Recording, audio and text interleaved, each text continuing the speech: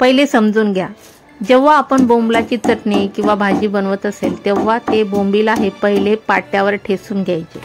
बरं, तुमच्या घरी पाटा नसेल तर तुम्ही काय करणार, जो खलबीता आहे त्याचा रुचना असतो त्यानं ठेसून घ्या। जेव्हा आपण बोंबील ठेसतो तर त्याचे जे काटे असतात ते काटे तुटतात, चुरा होतात। त्याच्यामुळे काय होतात, जेव्हा आपण बोंबील खायला घेतो तर ते असे कच्चर कच्चर लागत नाही, हे लक्षात घ्या पहिले। याच्यामुळेच आपण ते बोंबील आहे ते पाट्यावर ठेसलेले आहे। ठेसणं झाले की लगेच ते बोंबील तव्यावर भाजून घ्यायचे, भाजणं झाले की लगेच पाण्यात टाकायचे। आता ही आपण बोंबलाची चटणी करत आहे, त्याच्यासाठी मी 2 कांदे घेतले, 1 टमाटर घेतले, 1 लसणाचे पूर्ण अख्खा गोथडं घेतलं आणि 4-5 मिरच्या घेतल्या। आता बघा, इकडे तेलामध्ये कांदा टाकायचा, लसूण टाकायचा, हिरवी मिरची टाकायची, सोबत मीठ पण टाकायचं आणि छानपैकी ब्राऊन कांदा होईपर्यंत होऊ द्यायचा।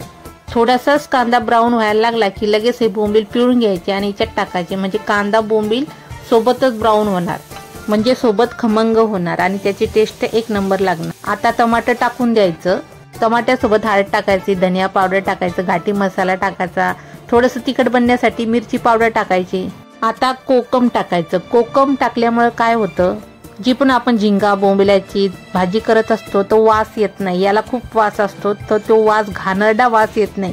कोकम टाकल्यामुळे काय होतं, आंबटपणा येतो आणि वास दूर होण्यामध्ये मदत होते। म्हणून नेहमी झिंगे बोंबील, कोणती पण झिंगे बोंबीलची तुम्हाला भाजी करायची असेल वसाडची तर कोकम नेहमी टाका आणि थोडंसं पाण्याचा शिपका मारायचा, झाकण ठेवायचं, वाफ येऊ द्यायचं, वाफ आले की लगेच झाकण काढायचं, अजून परतायचं, पुन्हा झाकण ठेवायचं, मग जोपर्यंत तेल सुटत नाही तोपर्यंत झाकण काढायचं। अशा प्रकारे आपली गरमागरम सुकट तयार झाली आहे।